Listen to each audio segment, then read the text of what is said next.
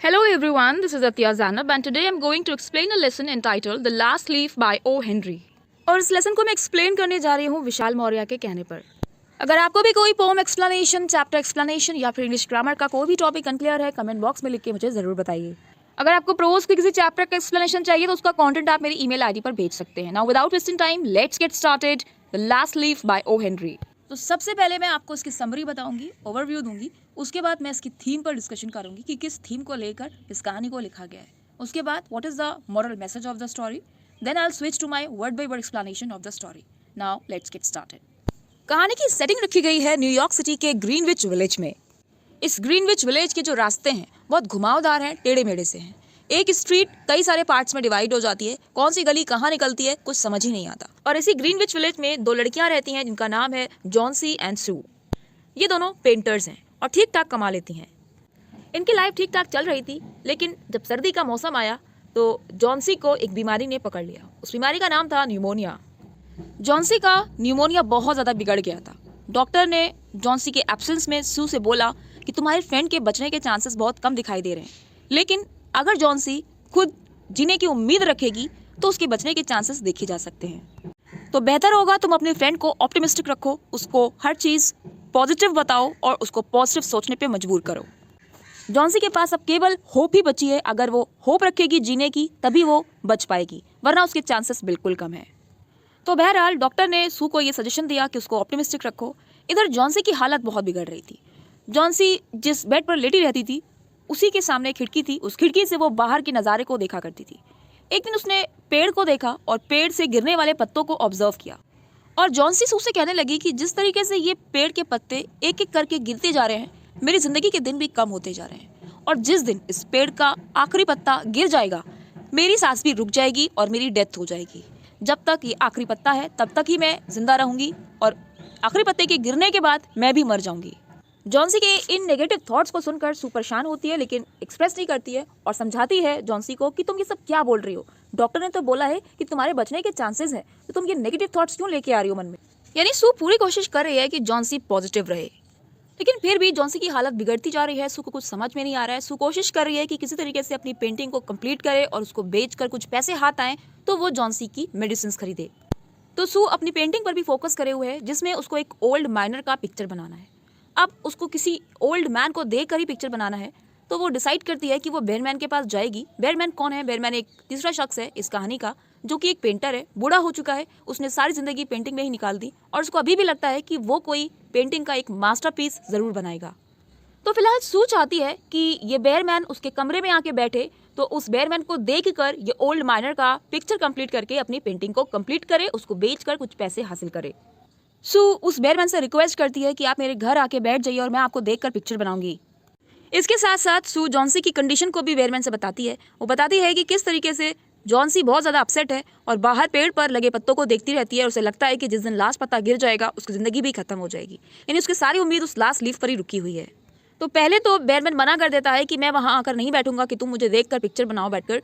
लेकिन जब वो जॉन्सी की बात सुनता है तो उसका मन तैयार हो जाता है जाने के लिए। तो बहरहाल सू अपनी पेंटिंग को कंप्लीट करती है बेयरमैन को देखकर। इसके बाद बहुत तेज तूफान आता है। तूफान आने के बाद जॉन्सी अब बेकरार थी उस पेड़ को देखने के लिए कि देखते हैं कि उस लास्ट लीफ का क्या हुआ, वो गिरा कि नहीं गिरा। लेकिन जैसे ही वो अपने विंडो से बाहर की ओर देखती है तो ये देखती है कि इतनी आंधी आने के बाद भी, इतनी बारिश होने के बाद भी उस पेड़ से लास्ट लीफ नहीं गिरा। उस लास्ट लीफ को ना गिरता देखकर जॉन्सी के जैसे जान में जान आ गई। उसको वापस एक जिंदगी जीने की होप दिखाई दी और उसके कंडीशन में सुधार आने लगा। 2 दिन इस तरीके से बीत जाते हैं, जॉन्सी की कंडीशन में सुधार हो रहा है। लेकिन 2 दिन बाद पता चलता है कि मिस्टर बेयरमैन की डेथ हो गई है न्यूमोनिया की वजह से। और लोग ये भी बताते हैं कि जब वो एडमिट हुआ था तो उसके कपड़े वगैरह बहुत गीले थे, मानो कि वो बरसात में भीगा हुआ हो। तो ठंड लगने की वजह से उसकी डेथ हो गई थी। इसके बाद स्यू उस लास्ट लीफ को एक बार फिर से देखती है और उसे समझ आता है कि ये लास्ट लीफ किसी पेड़ का पत्ता नहीं है, ये तो एक पेंटिंग है जो इतनी अच्छे से बनाई गई है जिसको देखकर लग रहा है कि ये सच का लीफ हो। तो अब सू को रियलाइज होता है कि ये जो पेंटिंग है ये बेयरमैन ने बनाई थी ताकि जॉन्सी अपनी जिंदगी को दोबारा हासिल कर सके। बेयरमैन को पता था कि जॉन्सी उस लास्ट लीफ पर ही फोकस किए हुए है, उसकी सारी होप उसी से ही है।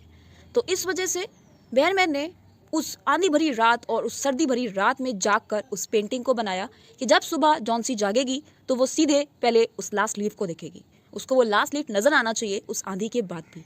और यही हुआ।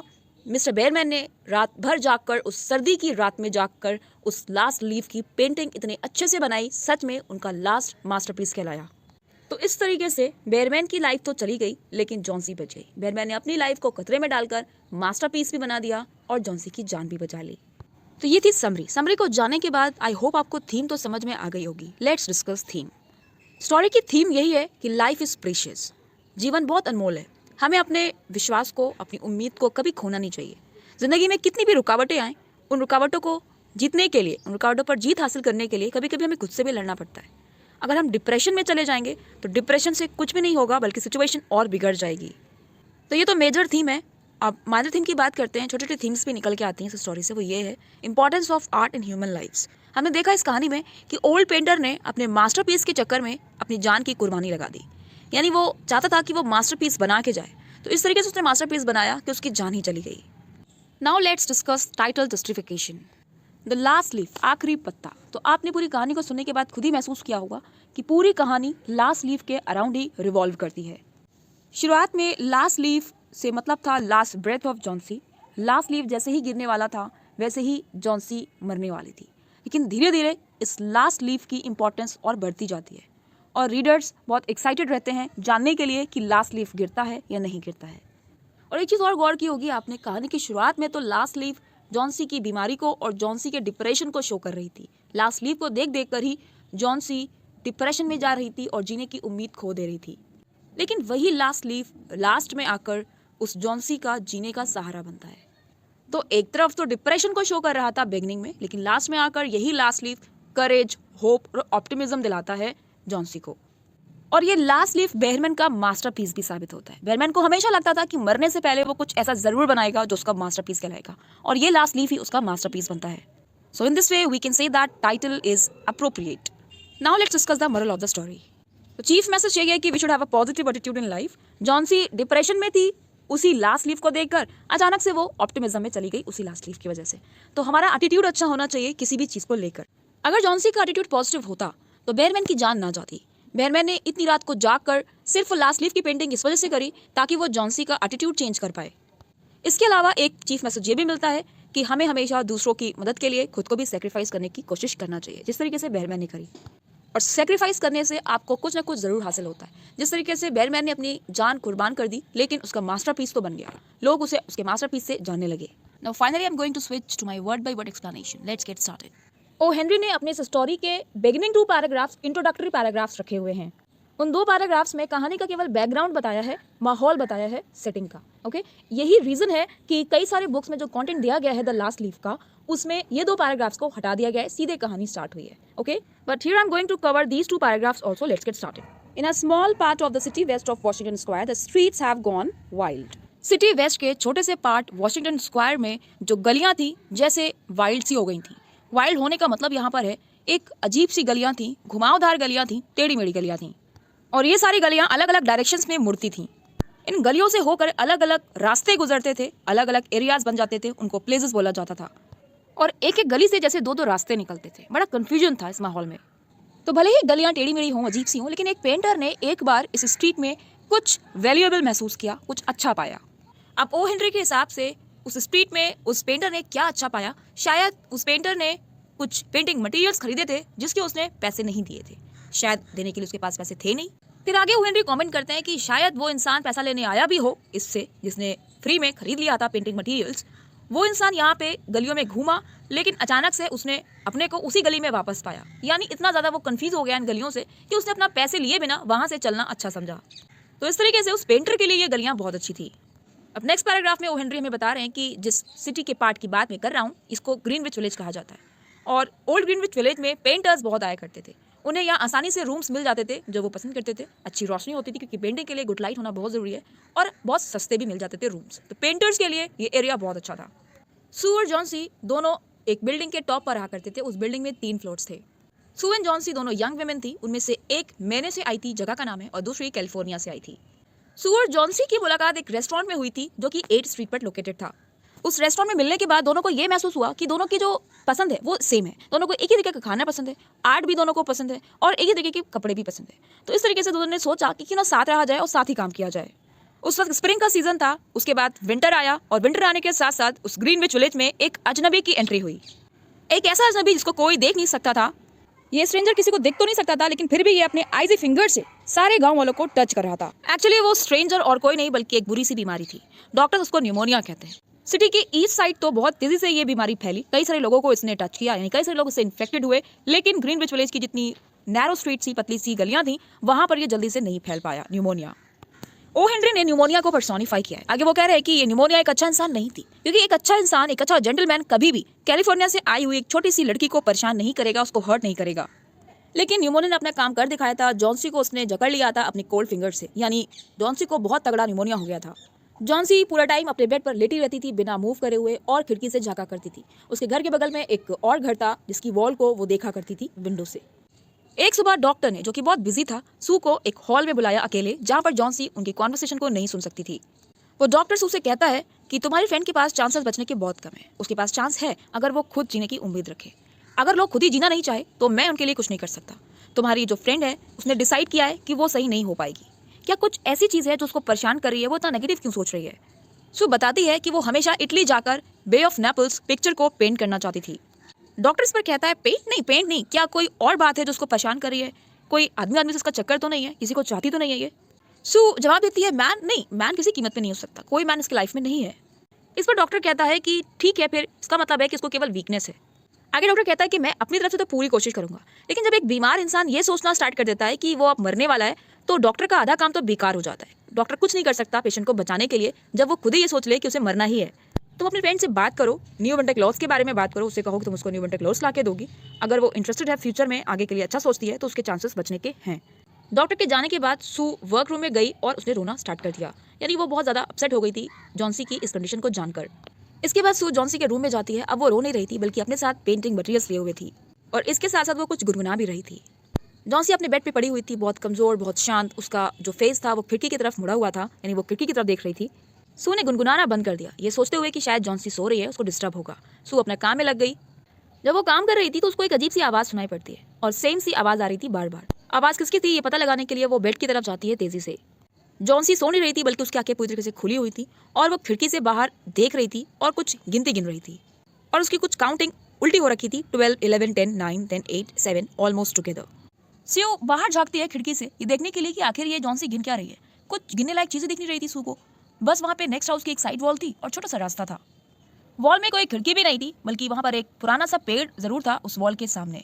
सू नोटिस करती है कि इस पेड़ को सर्दी की हवाओं ने पहले से ही छू रखा है, यानी जितनी घनी ब्रांचेस थी इसकी वो खाली हो रखी थी ऑलमोस्ट, यानी करीब करीब पत्तियां इस पेड़ से गिर चुकी थी। सू जॉन्सी से पूछती है ये सब क्या है माय डियर? इसके जवाब में बहुत ही धीमी आवाज़ में जॉन्सी कहती है 6। ये सब कितनी तेज़ी से गिरे जा रहे हैं। 3 दिन पहले ये पत्तियां कम से कम 100 थी और उन 100 पत्तियों को गिनते गिनते मेरा सर दर्द कर रहा था, लेकिन अब मेरे लिए ये काम आसान हो गया है। देखो ना, एक और चली गई, अब केवल 5 बची हैं। सू जॉन्सी से कहती है 5? किस बारे में तुम बात कर रही हो? तो जॉन्सी जवाब देती है ये पेड़ों पर जो पत्तियां लगी हुई हैं मैं उसी की बात कर रही हूँ। जब ये आखिरी पत्ती भी गिर जाएगी मैं भी दुनिया से चली जाऊंगी। मेरे पास केवल 3 ही दिन बचे हैं। क्या तुम्हें डॉक्टर ने इस बारे में नहीं बताया? सू जवाब देती है कि मैंने तो कभी इस बारे में सुना ही नहीं है। कोई सेंस भी बनता है इन सब बातों का? एक पेड़ से तुम्हारी लाइफ का क्या लेना देना है? और तुम्हारे सही होने का इससे क्या रिलेशन है? और तुम तो इस पेड़ से बहुत प्यार करती थी, तो पागल मत बनो। डॉक्टर ने तो मुझे ये बताया कि तुम्हारे अच्छे होने के काफ़ी चांसेस हैं।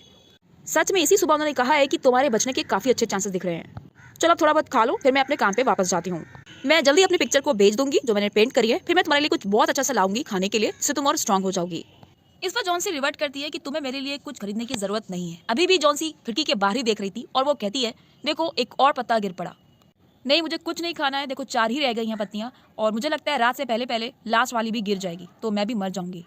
इस पर सू जॉन्सी से कहती है तुम मुझसे वादा करो कि तुम आंखें बंद रखोगी और वादा करो कि तुम खिड़की से बाहर नहीं देखोगी जब तक मैं अपना काम खत्म नहीं कर लेती। मुझे ये पिक्चर कल रेडी चाहिए, मुझे लाइट की ज़रूरत है, मुझे पेंटिंग करनी है और मैं विंडो को कवर ही नहीं कर पा रही हूँ उस चक्कर में। इस पर जॉन्सी बहुत रूड अंदाज में कहती है तुम किसी दूसरे कमरे में काम नहीं कर सकती हो? इस पर सू जवाब देती है कि नहीं, मैं बल्कि तुम्हारे साथ ही बैठ के काम करूंगी और मैं नहीं चाहती हूँ कि तुम उन पत्तियों पर नजर डालो, उन पत्तियों को देखो। जॉन्सी पूछती है बताओ तुम कब तक अपना काम खत्म करोगी? वो अपनी आंखों को बंद कर लेती है और सीधे बिल्कुल चुपचाप होकर लेट जाती है और अब वो आंखें बंद करके बोल रही थी क्योंकि मैं देखना चाहती हूँ कि वो लास्ट लीफ कब गिरती है। मैंने बहुत वेट कर लिया, बहुत कुछ सोच लिया, अब मैं भी इन पत्तों के तरीके से गिरना चाहती हूँ, यानी मरना चाहती हूँ। स्यू जॉन्सी से कहती है कि तुम सोने की कोशिश करो, मैं जा रही हूँ बेयरमैन को बुलाने के लिए यहाँ पर। मुझे अपने इस पिक्चर में एक मैन को पेंट करना है और मैं चाहती हूँ कि वो मैन बेयरमैन जैसा दिखे। मैं अभी गई और अभी आई, तुम बिल्कुल भी मूव मत करना जब तक मैं नहीं लौटती, ऐसे ही लेटे रहना। ओल्ड बेयरमैन भी एक पेंटर था जो कि उसी बिल्डिंग के फर्स्ट फ्लोर पे रहता था। वो 60 साल के ऊपर का हो गया था, लेकिन अभी तक उसको एज अ पेंटर सक्सेस नहीं मिली थी। 40 सालों तक उसने पेंट किया, लेकिन आज तक एक अच्छा पिक्चर कभी पेंट नहीं कर पाया।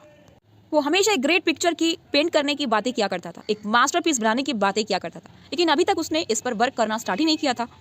थोड़े बहुत पैसे वो कमा लेता था अपने पिक्चर्स दूसरों के जरिए पेंट करा के, दूसरे उसके पिक्चर्स लेते थे पेंट करने के लिए। शराब भी बहुत पिया करता था, इसके बावजूद भी वो बात करता था हमेशा कि मास्टरपीस तो वो बना के रहेगा, और उसे ये यकीन था कि उसकी स्पेशल ड्यूटी है कि वो हर चीज़ में जो उससे पॉसिबल हो सके सू और जॉन्सी की हेल्प करे। तो बहरहाल सू पहुंच जाती है बेयरमैन के घर। सू बेयरमैन से मिलती है उसके अंधेरे वाले रूम में, यानी जिस रूम में वो था वो अंधेरे से भरा हुआ था। सू जानती थी कि ये बेयरमैन काफ़ी देर से शराब पी रहा था, क्योंकि उसको महक आ रही थी शराब की।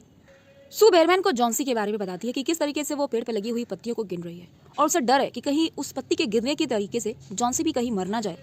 उसका जिंदगी पर से भरोसा जैसे कम होता जा रहा है, वो उम्मीद खोती जा रही है जीने की। ओल्ड बेयरमैन ये आइडिया सुनकर जॉन्सी का बहुत ज़्यादा गुस्सा हो जाता है। वो कहता है व्हाट आर देयर सच फूल्स।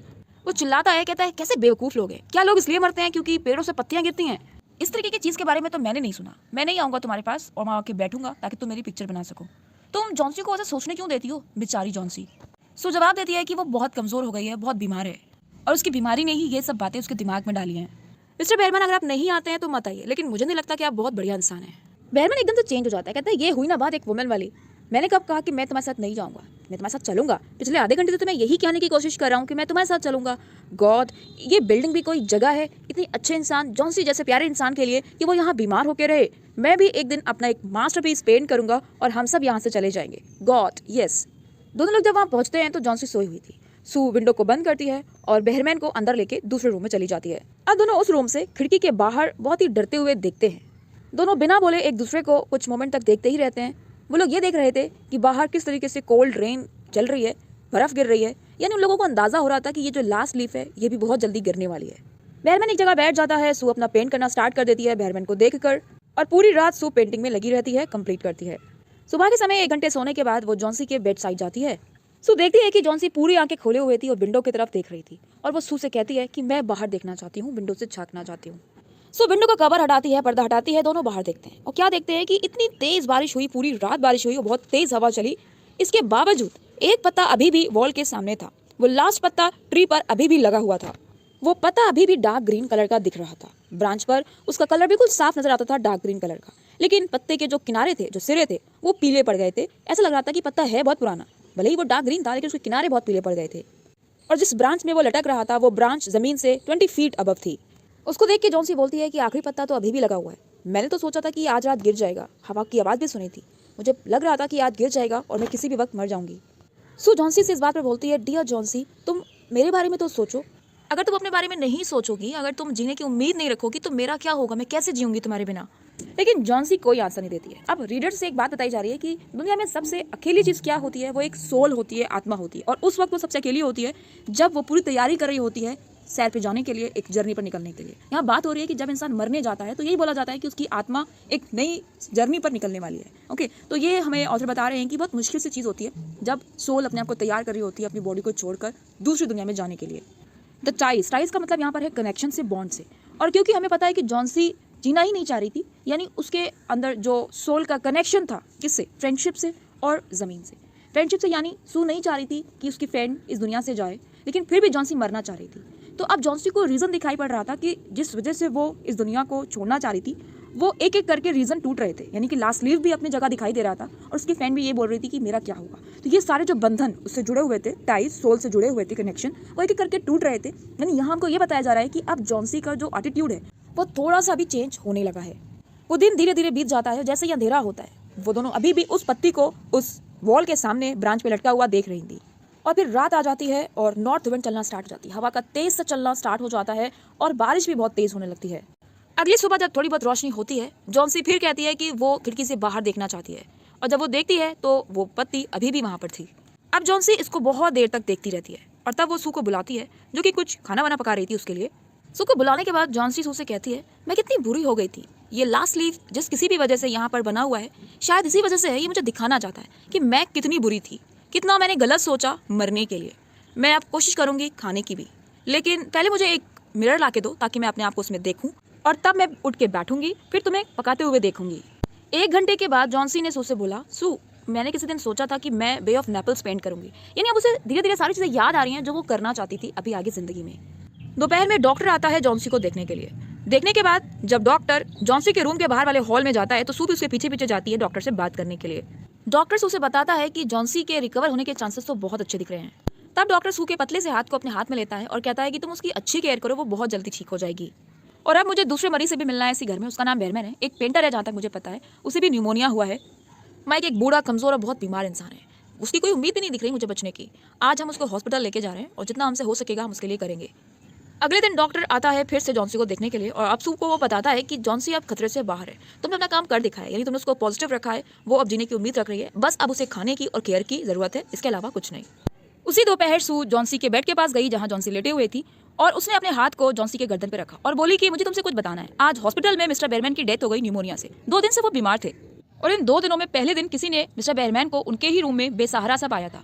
ऐसा लग रहा था जैसे वो दर्द से तड़प रहे हों। और जिसने उनको फर्स्ट डे नोटिस किया था उसने ये भी बताया कि उनके जूते और उनके कपड़े दोनों ही बहुत गीले हो रखे थे, जैसे कि ठंडी बर्फ हो। हर कोई यही आश्चर्य कर रहा था कि वो कहाँ रहे हैं जिसकी वजह से इनके जूते और इनके कपड़े गीले हो रखे थे, क्योंकि रात भर तो बहुत ज़्यादा ठंड थी और बहुत ज़्यादा हवा चल रही थी। और जो लोग उनको हॉस्पिटल लेके आए थे उन्होंने बेरमैन के घर में कुछ चीज़ें पाई थी। एक लैम्प था जो कि बाहर की तरफ रखा हुआ था और साथ साथ कुछ पेंटिंग के मटेरियल्स थे। और पेंट भी किस कलर के थे? ग्रीन पेंट था और येलो पेंट था। और यहाँ पर सू रुक जाती है जॉन्सी को बताते बताते और कहती है, ये डियर जरा खिड़की के बाहर तो देखो, वो लास्ट लीफ वॉल पर अभी भी है।